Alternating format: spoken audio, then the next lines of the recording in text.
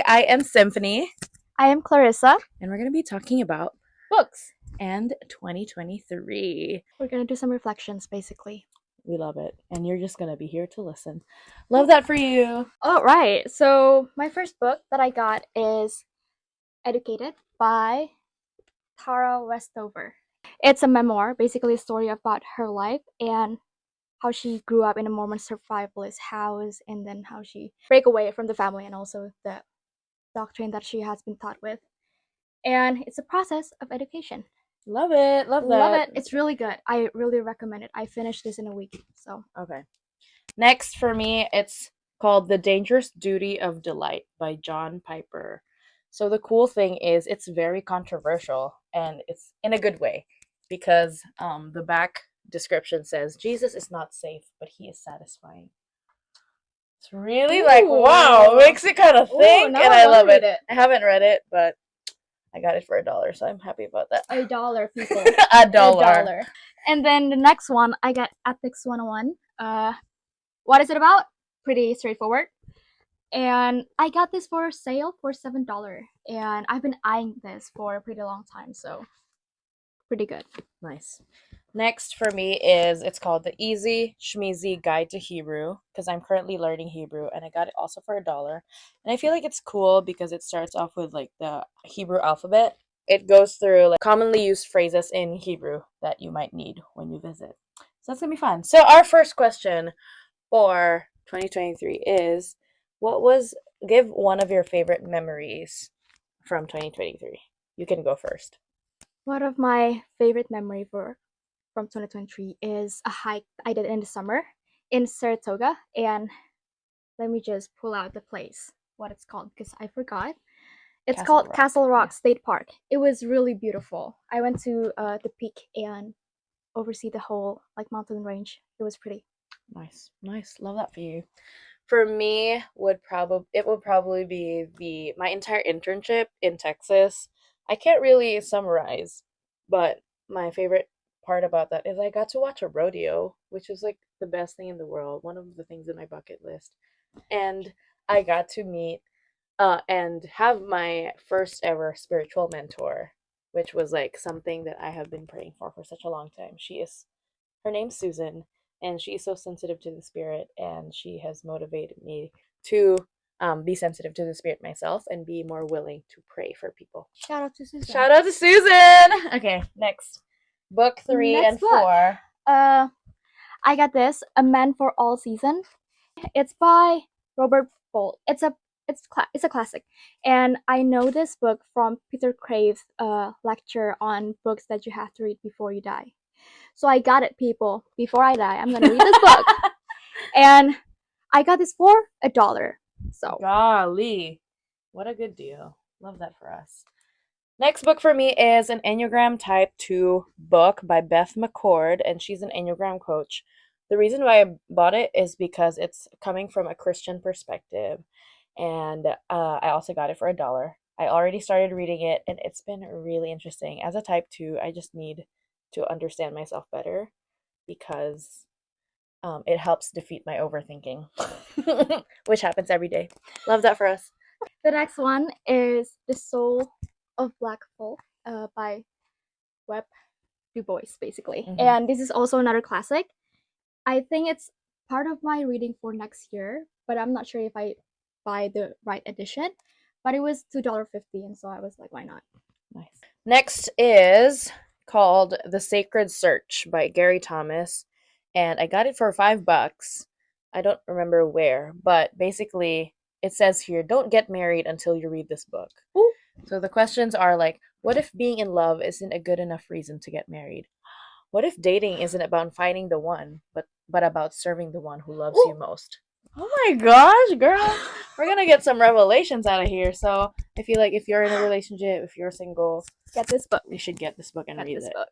All right, our next question is, what is your word for 2023? You want to Go, share girl. first? Okay, sure, I can go first. Mine is joy. So during my internship, one of my supervisor made me and my co-intern like just sit in silence for a little bit and hear from the Lord and pray. And suddenly the word that he gave me was joy. And joy is like, it's not happiness, that's very like temporary. Joy in the midst of like pain, in the midst of suffering, like there's still that different feeling in your heart of being like very content and satisfied and fulfilled in Christ. Yeah, I feel like that genuinely did sum up most of my year last year. Yeah. What about you? That's been a joyful year for you. Yeah, for reals. I didn't have a specific word that I decided on last year, but I think the one word that has been brought up a lot last year unexpectedly was faith. I thought that I knew what faith was all along, but then I was reading this book in the summer. It's called Fear and Trembling by Kierkegaard, and I guess I was feeling a little like, oh, some some people don't really understand me, even sometimes my own family, they don't really know what I go through. And then I read that book, and it talks about how faith can be a lonely journey because, like the story of Abraham, when God told him to sacrifice Isaac, he didn't even tell his wife. His wife didn't even understand the will of God that was placed on his life. And so faith is like that. It's lonely, and it's something that maybe not even your spouse or the closest person that you have in your life will understand. And he described that faith is like the journey to the mountain of Moriah, that just going up and Abraham just keeping quiet. Well, we don't really know what he says to Isaac, but they still need to do that, walking up the mountain, and sometimes it looks like that. I feel like that's a good perspective on faith, especially since faith can look like more out loud faith, or faith can look more like an immediate thing. But that's a really good way of like climbing up a mountain, that it gets harder and harder. Next books. Go, girl, you go first. All right. My next one is The Stranger by Albert Camus. It's pretty a classic too. It's a Nobel Prize winner, and it's really short, but it's good. It makes you think, and I finished this book at like 2 a.m., and so it gave me a little bit of an existential crisis.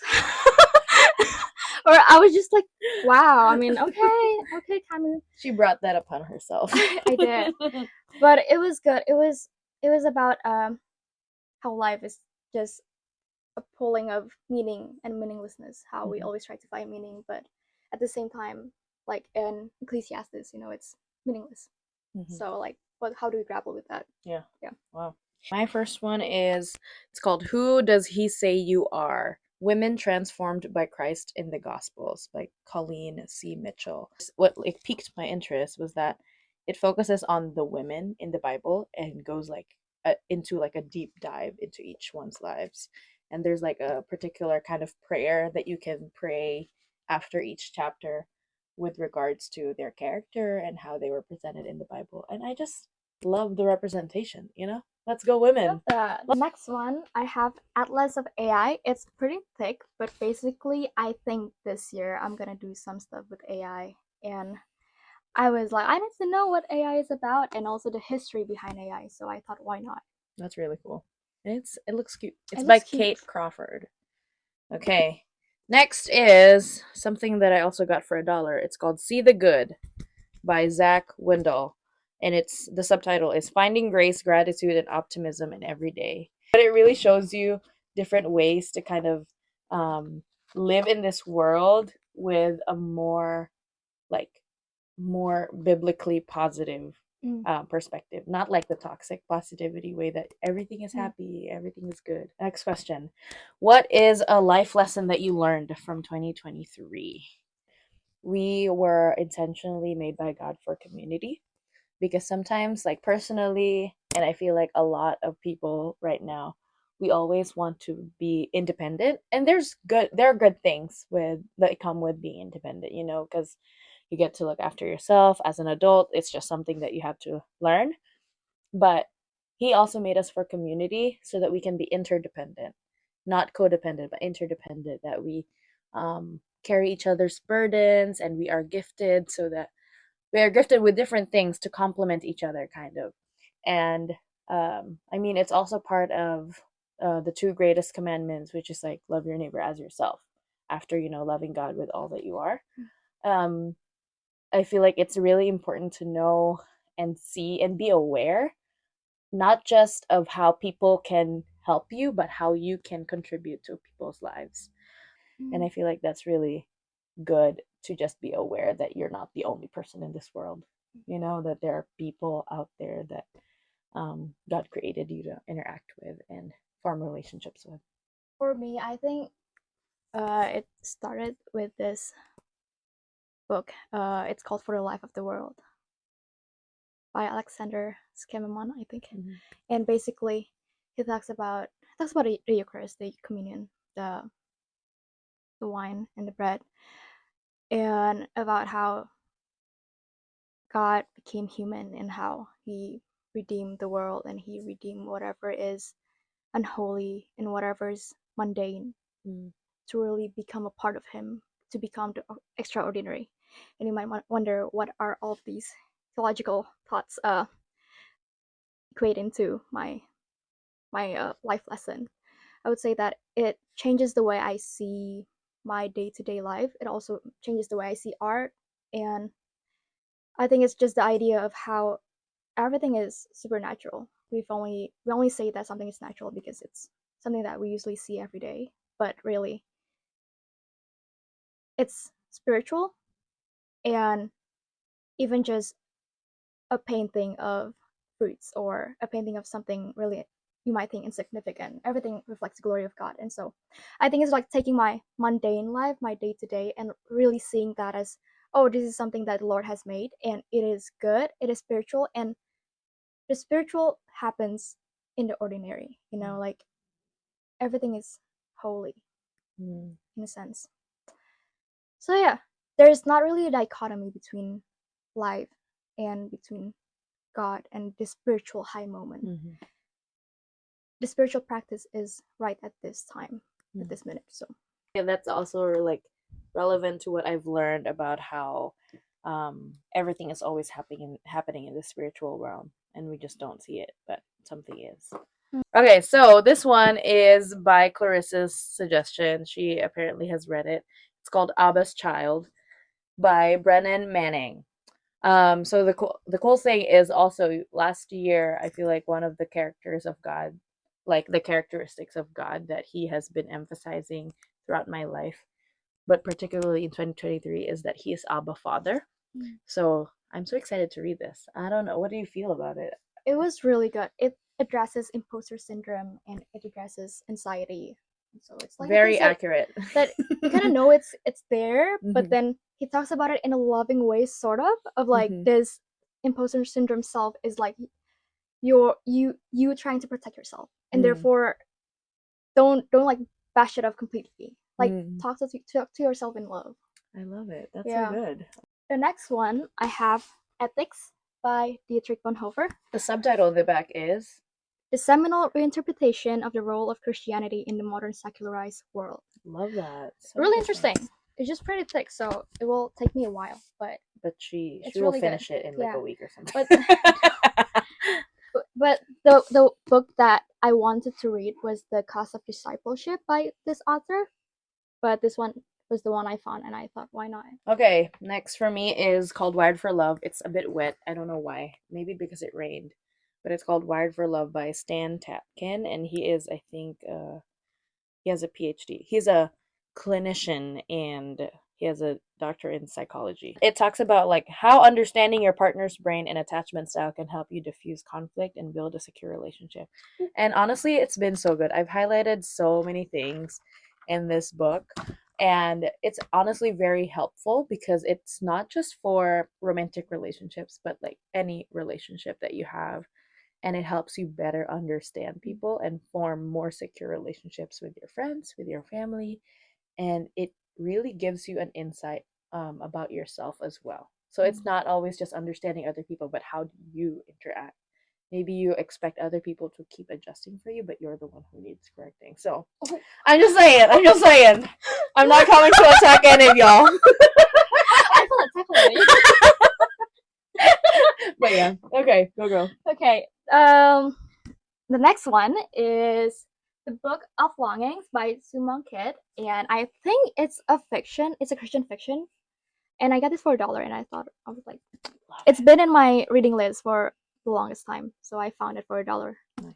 Then lastly, the last book is The Mindful Path of Self-Compassion, freeing yourself from destructive thoughts and emotions. I feel like this is so helpful for me to kind of just set that behavior where when something happens, I can process it and not immediately attack myself, which is like trying to fight off the lies of the enemy.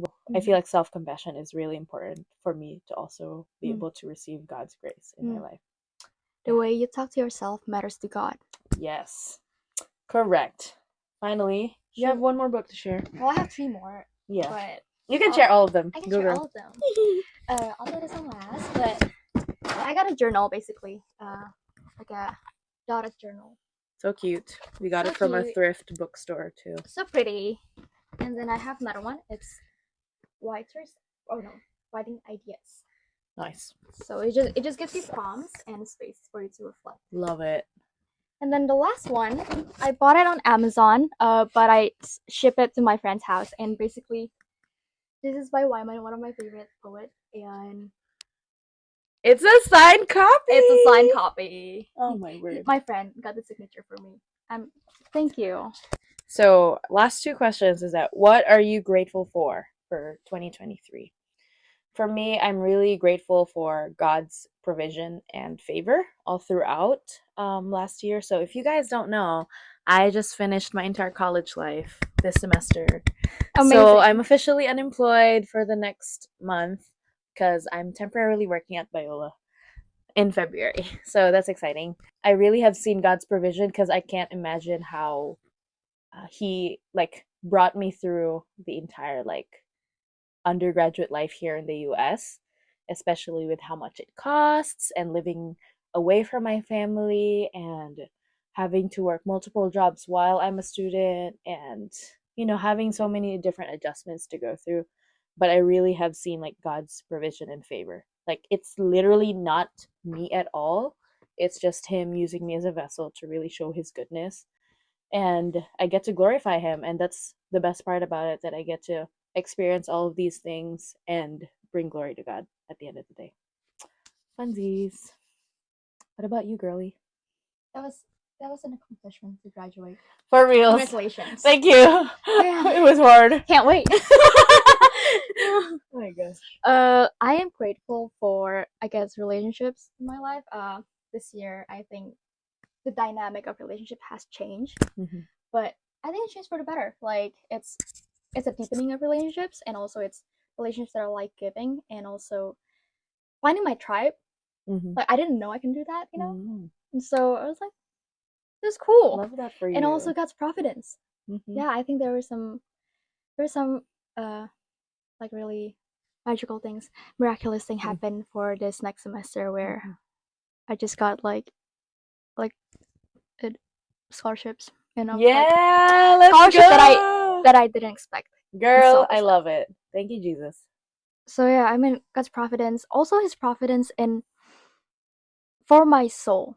The things that God is so good that He is willing to reveal those things of Him to me, and He doesn't owe me anything, but then He is willing and He wants to show Himself to me in such a way that I never expect to know Him, to be able to know God in that kind of way. That's so true. And it's just so unexpected because I mean I don't really know as the creation, what am I supposed to know about the Creator unless He reveals Himself? Yeah. But yes, I guess providence of God, both physically and in the soul.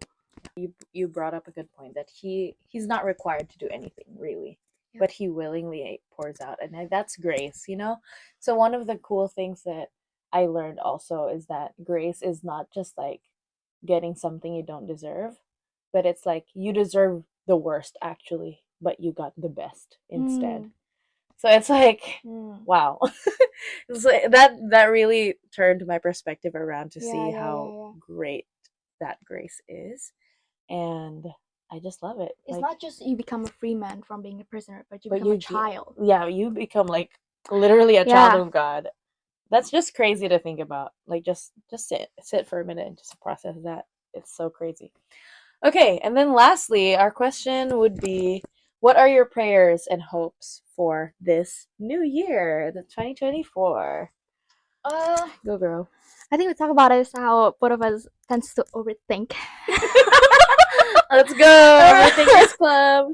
Okay. So I think my prayer for this year is to just be more pragmatic, more practical, and also just applying what I have taught and what I have accumulated. Mm-hmm. Of just like I think this is enough, and like this is enough for me to build something, even though Mm-hmm. it might not be enough for my own satisfaction of like Mm-hmm. understanding a certain topic. But I think it's okay for me to start in a starting place where I don't know everything, Mm-hmm. and I don't think it's even possible to know everything, right? But Yeah. yeah, that's one of my prayer, and also just I guess also to be more intentional with my relationships and even my relationship with God, and also just like loving God more Mm-hmm. in however that looks like, Mm-hmm. which is like it permeates every single aspects of your life. So Honestly, yeah. thinking about the ways that I can love God better Mm-hmm. in every aspect of my life. Mm-hmm. Nice. For me, I guess my prayer, practically speaking, is for clarity regarding my future plans, especially since I just graduated and now I have to decide like what I'm gonna do for work, where I'm gonna go. So these are like so like big, like really big decisions that I have to make, especially as an international student. It's not something that I can take lightly. So I feel like that's really one of my prayers. And one of my hopes is that I get to really have better, like, God vision, like seeing things the way God does, not just like the way like, not just how I already see it, but better, but like how God sees it, so that I can see past like my overthinking, see past my own like desires, my own selfish thoughts or ambitions, but really seeing like the way God sees, like how will He be glorified in this? What can He do in my life that will advance His kingdom? So yeah, those are my prayers and hopes. Well, we've come to the conclusion of our video. Thank you so much for sticking Thank you around. guys. And And if you need more book recommendations or anything else or relationship advice, we're we're here. here for you. Thank you so much for watching our first vlog of the year. Have a great rest of your January and 2024. 2024. I was going to be like just January. But okay, the rest of your 2024 too. All right, bye. Bye.